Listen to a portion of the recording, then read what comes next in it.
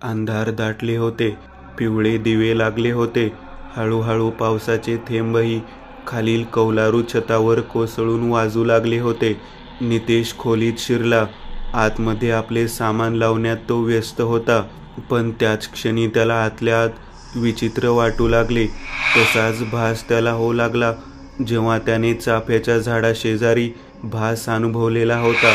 त्याचे शरीर जणू जड पडत आहे, हृदयाच्या ठोक्यात अचानक बदल होत आहेत आणि तो जणू थरथरत आहे.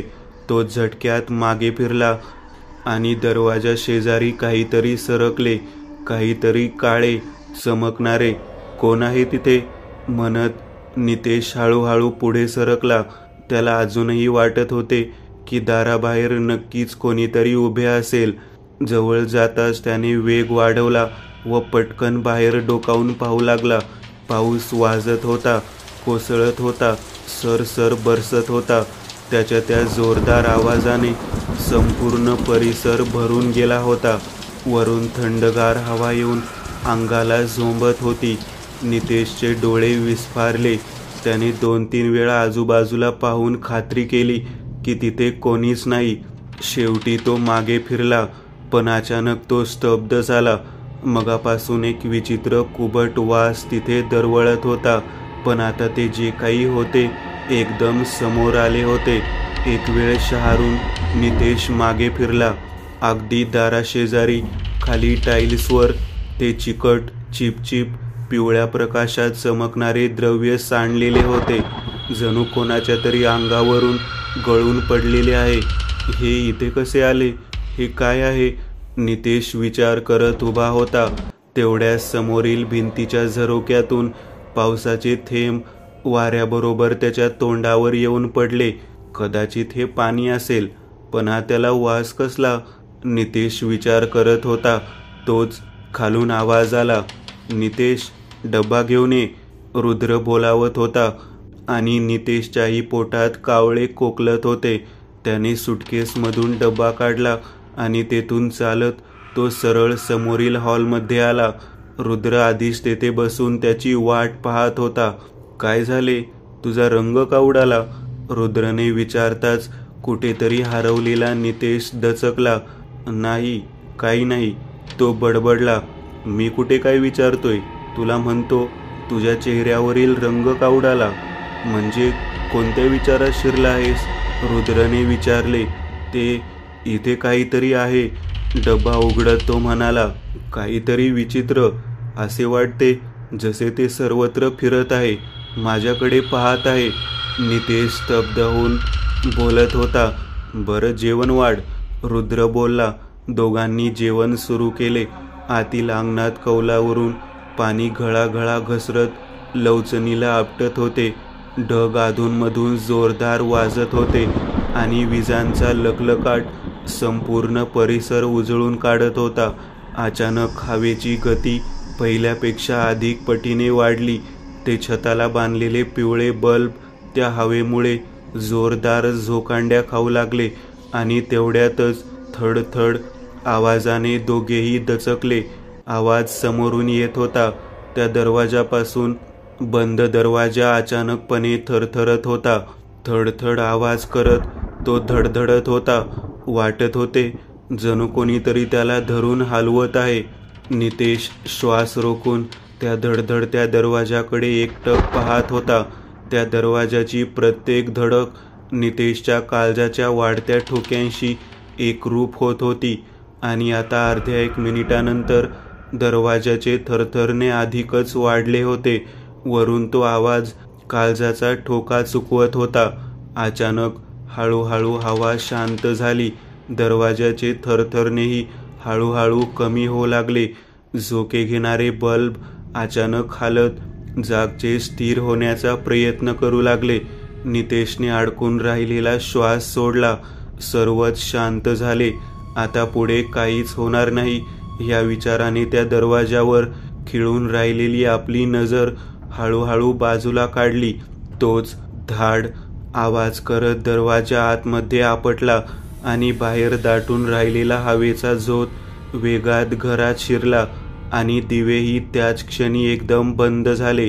नितेशचे काळीज लटकन उडाले.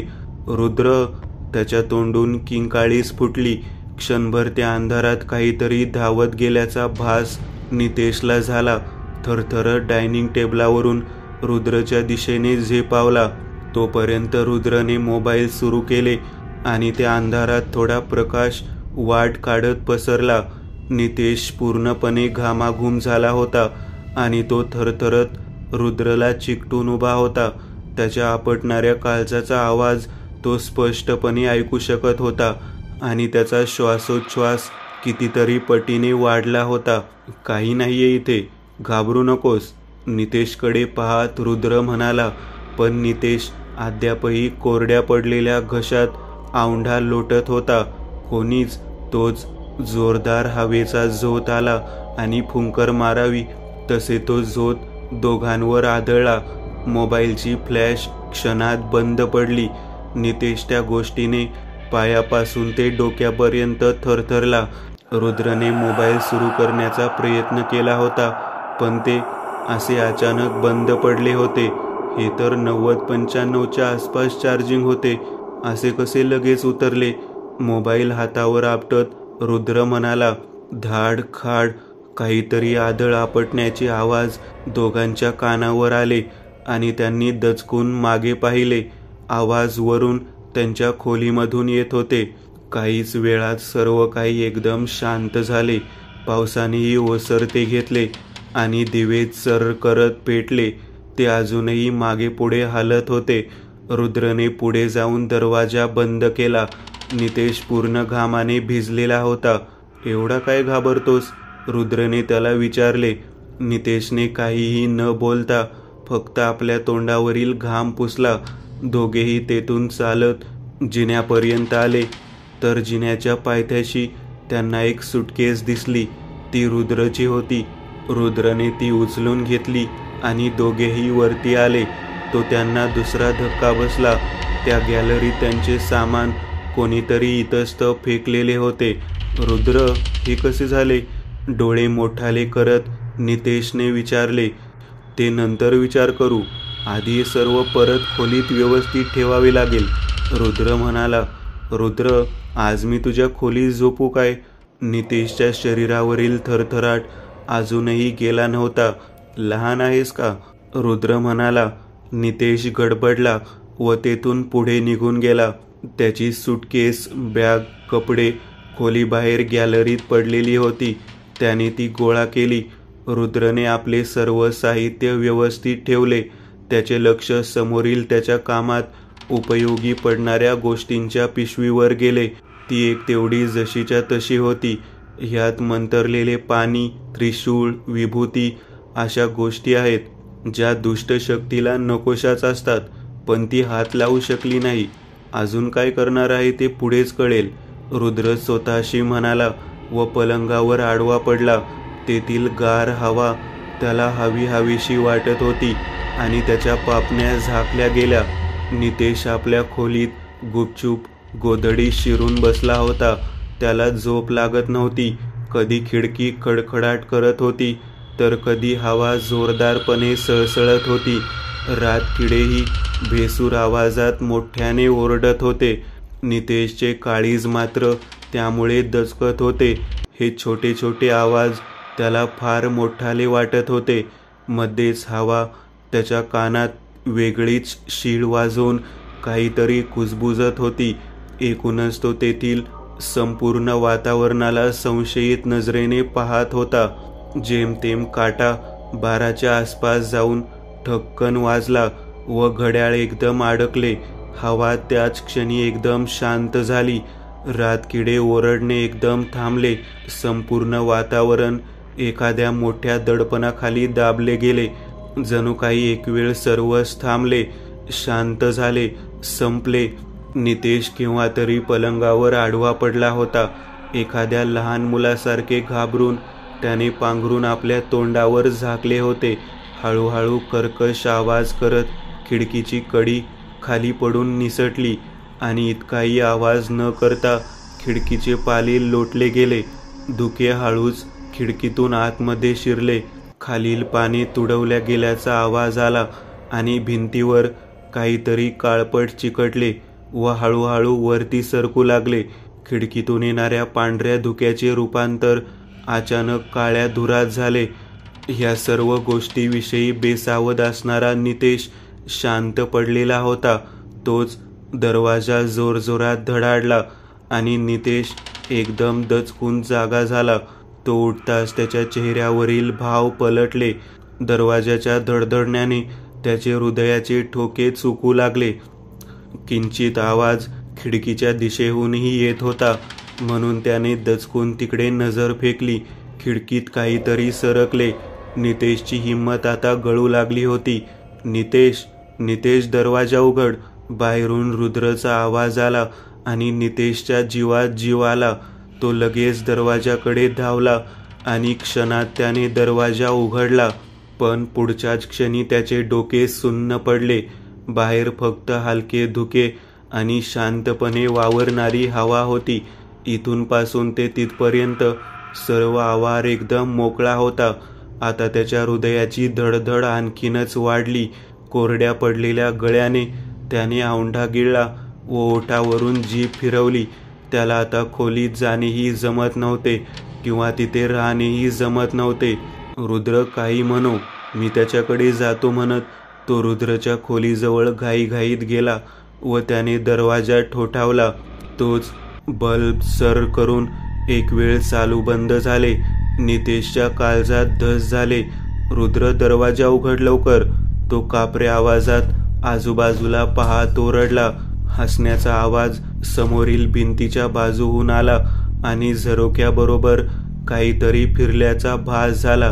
आता नितेशचे शरीर चांगले शहारून थरथरत होते. रुद्र, दरवाजा उघड. नितेश पुन्हा थापा हाणत कापऱ्या आवाजात म्हणाला. तोच दिवे अचानक चालू बंद होऊ लागले. नितेश भेदरून गेला. त्याने आपल्या खोलीकडे पावले उचलली. तोच समोरून कोणीतरी वेगात सरकले. नितेश अतिवेगाने 2 पावले मागे सरकला. तोच दिवे पूर्ववत झाले. नितेशच्या जीवात जीव आला, पण त्याचे लक्ष जिन्याकडे गेले आणि त्याच्या काळजात धस झाले. एक काळी आकृती तेथील अंधाऱ्या कोपऱ्यात स्थिर उभी होती. झप करत तेथील पहिला दिवा बंद पडला आणि त्याबरोबर ती वेगात पुढे सरकली. ते दृश्य पाहताच नितेशचे डोळे विस्फारले आणि शरीरातील त्राण हळूहळू गळू लागला. लगेच दुसरा दिवा बंद झाला आणि नितेश गडबडला. ती आकृती अतिवेगाने पुढे सरकली होती, पण अंधारातच होती. तेथील जागेत अंधार आणि प्रकाशात जणू एखादी सीमारेषा आखली गेलेली असावी असेच दिसत होते. तोच तिसरा दिवा बंद झाला. तेथून खोलीत पळण्यासाठी नितेश मागे फिरला, पण त्याला धक्काच बसला. पाठीमागचे सर्व दिवे बंद पडले होते आणि तिथे मिट्ट काळोख दाटला होता. आता फक्त त्याच्या डोक्यावरील एक दिवा पेटत होता. नितेशने थरथरत्या मानेला वरती उचलून दिव्याकडे पाहिले. त्याच क्षणी चरचर आवाज करत दिवा बंद झाला. नितेशने अर्धी किंकाळी फोडली. तोच काहीतरी गुरगुरत त्याच्या अंगावर अचानक तुटून पडले. फक्त पावले वाजत होती. नितेश हळूहळू पुढे सरकत होता. त्याचे डोळे बटबटीत झाले होते आणि चेहऱ्यावरील सर्व भाव नाहीसे झाले होते. तो ताठ स्थिर झाला होता. शेवटी तो चालत हॉलमध्ये आला आणि मुख्य दरवाजा आपोआप उघडला. समोरील अंधारात डोळे खिळवत नितेश हळूहळू पावले टाकीत पुढे सरकला. आता अंधारात आणि त्याच्यात फक्त 2 पावलांचे अंतर होते. पुढे कोणीतरी त्याची आतुरतेने वाट पाहत होते. तो चाफा वेडावाकडा हालत होता. नितेशने पावले उचलली. तोच त्याच्या खांद्यावर हात पडला तसा तो स्तब्ध झाला. नितेश, नितेश, कुठे जात आहेस?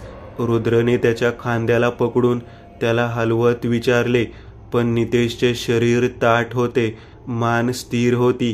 त्याने एकदाही पापणी हलवली नव्हती. तो एकटक बाहेर त्या चाफ्याच्या झाडाकडे पाहत होता. नितेश, नितेश, थोड्या मोठ्या आवाजात त्याला हलवत रुद्रने त्याला हाक दिली. तसे झोपेतून गडबडून जागे व्हावा तसा नितेश गडबडला. त्याच्या चेहऱ्यावरील भीतीचे सावट पुन्हा परतले आणि थरथरत तो इकडे तिकडे पाहू लागला. रुद्र, मी इथे कसा काय आलो? त्याने रुद्रला विचारले. रुद्र किंचित हसला व म्हणाला, चल, तुला आरामाची गरज आहे. मी एकटाच माझ्या खोलीत झोपणार नाही. मला भीती वाटते. नितेश नजर चोरत म्हणाला, एका मुलाचा बाप झालास आणि घाबरतोस असे मी म्हणणार नाही, कारण त्याआधी तू माझा भाऊ आहेस. चल. प्रेमाने त्याच्या पाठीवर थाप हाणत रुद्र हसत म्हणाला. नितेशलाही रुद्रला असे बरोबर पाहून हलके वाटले.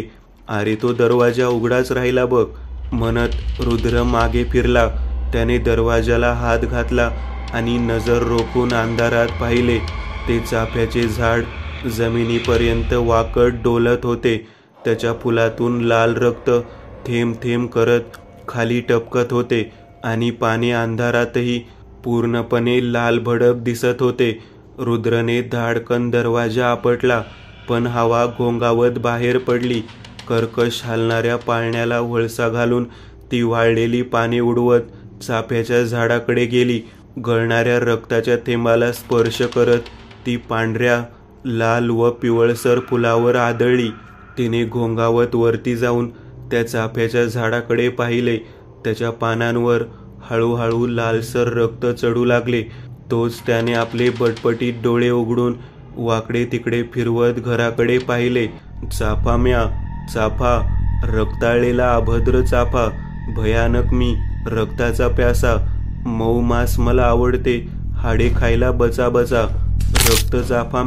रक्त चाफा रक्ताळलेला. दुपारी जेवण करून रुद्र कुठेतरी निघून गेला होता. नितेश एकटाच त्या झपाटलेल्या घरात कोपऱ्यातील खुर्चीत बसून होता. माहीत नाही रुद्र कुठे आहे आणि तेथील शांततेत लपलेली भयानकता जणू नितेशला खाऊन टाकण्यासाठी उठलेली होती. मध्येच कुठे खिडकीचे पाले वाजायचे तर दरवाजा कर्कश आवाज करत हालायचा. बाहेर जणू कोणीतरी पावले टाकत आहे. या कोपऱ्यातील अंधारात कोणीतरी अजूनही लपून बसले आणि ते एकटक डोळे खिळवून आपल्याकडे पाहत आहे. नितेशचे अंग शहारले. नाही, मी या घरात थांबूच शकणार नाही, म्हणत तो लगबगीने उठून खोलीबाहेर पडला. त्याला जाणवले घरातील वातावरण किती जड पडले. येथील शांततेत जणू कोणीतरी वावरते. पटापट पावले आपटत तो घराबाहेर पडला. दरवाजा लावून घेत तो जिना उतरून त्या वाळलेल्या पानांनी भरलेल्या अंगणात उतरला. चाफ्याच्या झाडाकडे तुसभरही लक्ष न देता तो गुपचूप चालत गेला होता. तेथून आसुरी घोगऱ्या आवाजात एक भयानक हास्य त्याच्या कानी पडताच तो थबकला, जागचा उडाला. भर दुपारी भीतीने त्याच्या अंगाला घाम फोडला होता. त्याने एक वेळ चोरून चाफ्यावर नजर टाकली. त्याच क्षणी त्याचे काळीज लटकन उडाले. जणू ते झाड आपल्या अजस्त्र फांद्या हलवत त्याच्यावर धावले. नितेशने लगेच तेथून धाव घेतली. मागे कोणी येत तर नाही ना याची त्याने खात्री करून घेतली आणि त्या समुद्र किनारी वाळूत येऊन बसला. सुटलेल्या नरम गार हवेने त्याचा दम विझवला आणि तो त्या उसळत्या लाटांकडे पाहत राहिला. आज पाऊस नव्हता. सूर्य केव्हा केव्हा ढगाळून डोकावत होता. किती वेळ गेला नितेशला ठाऊक नव्हते, पण त्याचा फोन वाजला. हॅलो रुद्र, कारण रुद्रचा कॉल होता. तू आहेस कुठे? घरात कुठे लपलायस? रुद्रने विचारले. रुद्र, तू कुठे होतास? मी आता समुद्रकिनारी बसलोय, नितेश म्हणाला. बरं, बैस निवांत, म्हणत रुद्रने फोन कट केला. साधारण 3:30 ते 4च्या सुमारास नितेशच्या वाड्यात पोहोचला. आलास काय? रुद्र हॉलमध्येच बसला होता. ते घरात एकटे वाटत होते म्हणून. नितेश भांबावला व नजर चोरू लागला. बैस, तू आजकाल बराच घाबरायला लागलास. पुन्हा माझ्याबरोबर येऊ नकोस. रुद्र थेट बोलला. नाही, मी घाबरत नाही, पण थोडी भीती वाटते, नितेश म्हणाला. ते सोड, आज रात्र आपली येथील शेवटची रात्र आहे, नितेशच्या डोळ्यात डोळे टाकत रुद्र म्हणाला. नितेश थोडा घाबरला होता. खरे तर त्याला सत्य परिस्थितीवरही संशय येत होता. बघ, आपण ज्या कामासाठी आलोय ते तर करावेच लागेल ना, रुद्र म्हणाला. होय, नितेशने डोके हलवले. मग तयार राहा, रुद्र बोलला. तोच खरखर आवाज करत डायनिंग टेबलला जोडून असलेली एक खुर्ची सरकली आणि खाडकन खाली आपटली. धाड.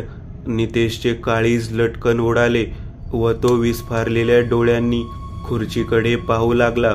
घाबरू नकोस नितेश, कारण भीती हीच त्याची खरी ताकद आहे. नितेश, जर तू घाबरलास तर तू आधीच हारलास. शांत राहा, अन्यथा तू त्याच्या हातचं बावलं होशील, रुद्र बोलला.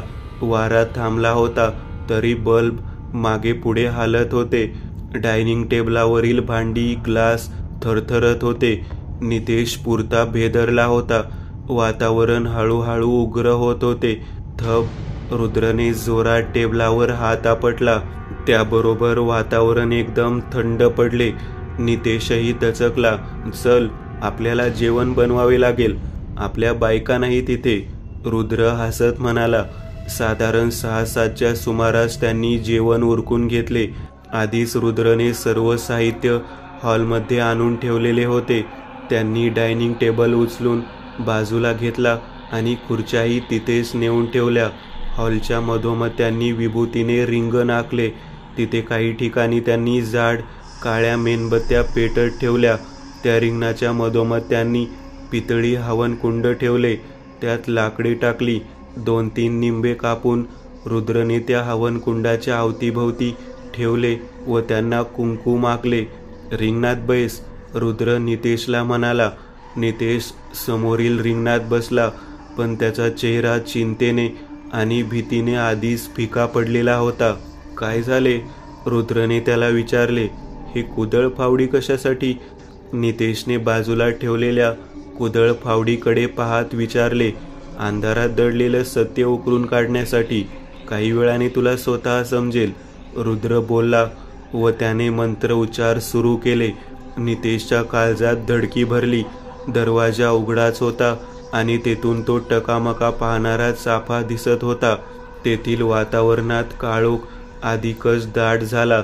धुके भिरभिरत दारातून आत येऊ लागले. हवा खूपच जोरदार वाहत होती. अचानक समोर ठेवलेला डायनिंग टेबल आपटला. दोघांनी दचकून तिकडे पाहिले आणि वातावरण हळूहळू शांत झाले.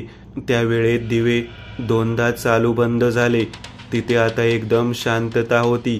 रुद्रचा मंत्र उच्चार तेवढा त्या शांततेला भंग करत होता. लाकडे अर्धी अधिक जळून गेलेली होती. ती चंदनाची असल्यामुळे त्यांचा सुगंध पसरला होता. अचानक दरवाजा थरथरला. लाकडी खुर्च्याही थरथरत वाजू लागल्या. रिंगणाबाहेर असलेली प्रत्येक गोष्ट थरथरत सुटली. नितेश भेदरला. त्याने धडधडत्या काळजाने आजूबाजूला पाहण्यास सुरुवात केली. तोच घरात एक मोठी किंकाळी फुटली. नितेशने दचकून तिकडे पाहिले आणि तोच फाट आवाज झाला. हॉलमधील एक दिवा फुटतो ना फुटतो, तोच तेथील आणखी 3 बल्ब जोरजोरात आवाज करत एकामागून एक असे फुटले.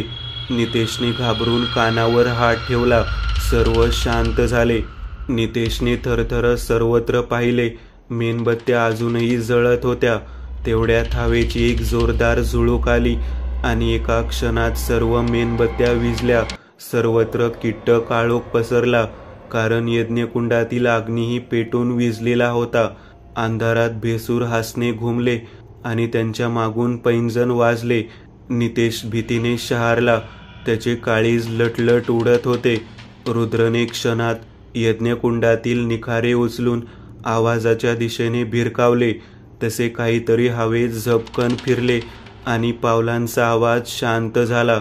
समोरील बाटलीतील पाणी रुद्रने हातावर घेतले व यज्ञकुंडातील जळते निखारे विझवले. ती राख एका कापडात काढून रुद्र उठला. चल, तो नितेशला म्हणाला. कुठे, नितेशने कापऱ्या आवाजात विचारले. या कुदळ फावड्यांचा उपयोग करायला, आपली पिशवी काकेत अडकवत रुद्र म्हणाला. तिथेच रुद्रने आधीच सर्व व्यवस्था करून ठेवलेली होती. त्या सामानातील मोठा टॉर्च त्यांनी उचलला. सोबत रॉकेलचा डब्बाही होता. कुदळ व फावडी उचलत दोघेही घरातून बाहेर पडले. हवा थांबली होती तरी पाळणा मागे पुढे झोके घेत होता.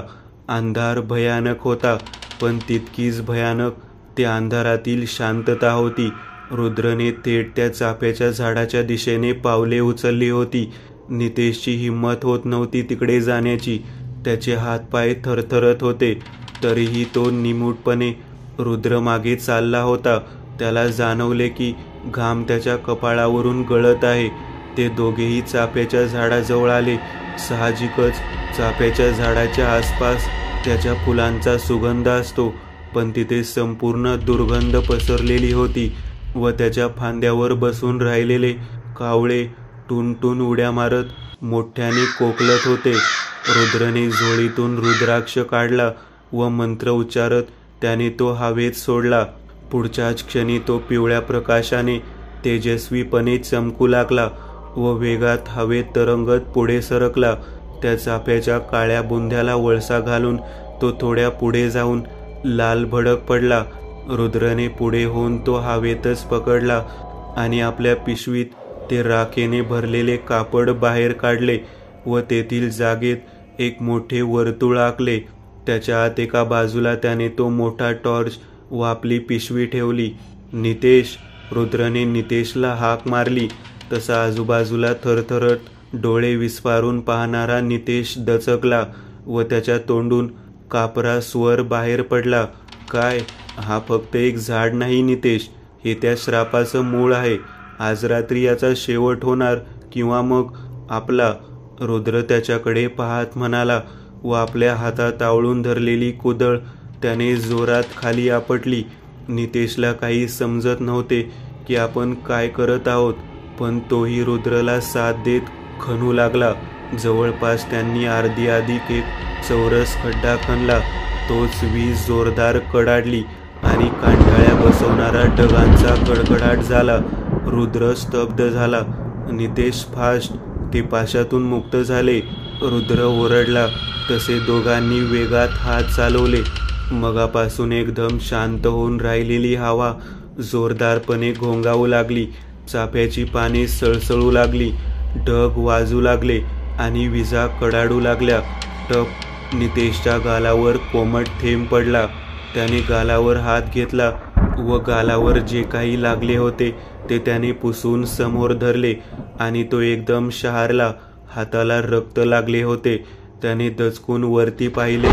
चाफ्याची एक फांदी फिरून त्यांच्या डोक्यावरती आली होती आणि त्या चाफ्याच्या फुलातून रक्त गळून पुन्हा एकदा त्याच्या गालावर पडले. समोरील मोठी टॉर्च चालू बंद झाली आणि कड आवाज करत ती फांदी वेगात दोघांवर तुटून पडली. नितेश किंकाळत खाली बसला. तोच त्या वर्तुळाकार रिंगणाने एक कवच निर्माण केले आणि फांदी मोठा आवाज करत त्याच्यावर आपटून हवेतच काळी पडली व वेगात आपोआप दूर जाऊन धाडकन आपटली. नितेश, लवकर खण यार! रुद्र घाबरलेल्या नितेशला समजावत म्हणाला. थरथरत्या हाताने नितेशने कुदळ खाली आपटली. तोच पावसाची सर वाळलेल्या पानांवर टपटप आवाज करत कोसळली. रुद्र स्तब्ध झाला. सत्यानाश झाला.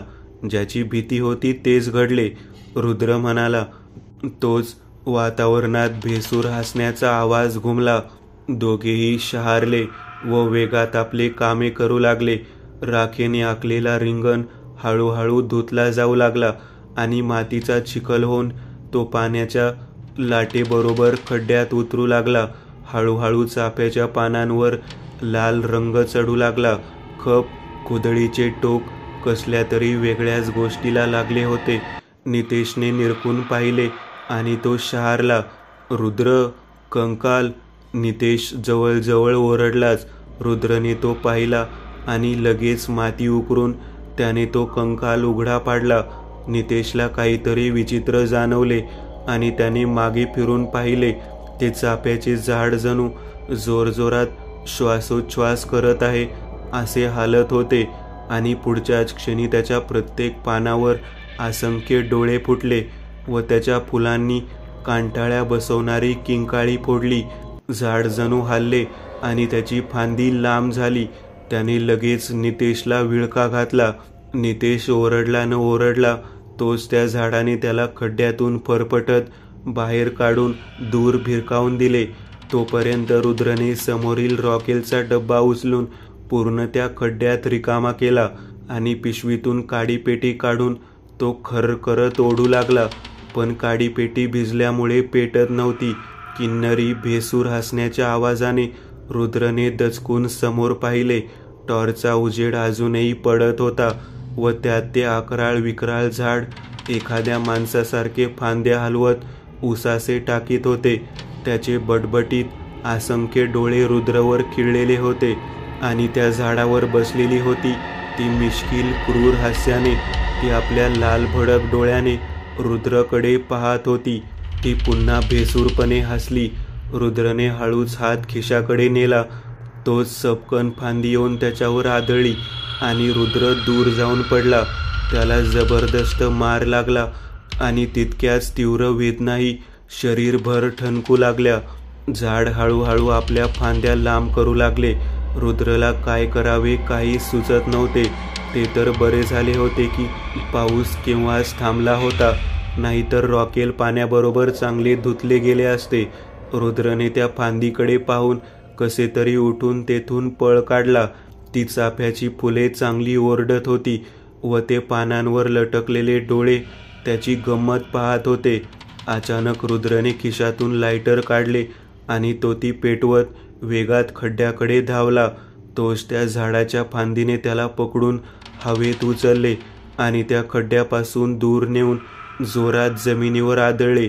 नितेश ओरडला व त्याने लागली जाऊन पिशवीतून आपले खंजर काढले. जोरात त्या झाडाच्या बुंद्यावर फिरवले. त्या झाडाने वेदनेने मोठी किंकाळी फोडली आणि ते सर्व बटबटीत डोळे नितेशकडे फिरले. फुलांनी ओरडून आक्रोश केला. ते चाफ्यावर बसलेले सावट जोरात किंकाळले आणि फांदी सळसळत येऊन नितेशच्या गळ्याला आवळली व क्षणात त्याने त्याला हवेत उचलले. नितेश हातपाय झाडू लागला. रुद्र वाचव! नितेश कसा तरी ओरडला. त्याचा श्वास गुदमरू लागला. ती गळ्याला आवळलेली छोटी फांदी पकडत तो पाय झाडू लागला.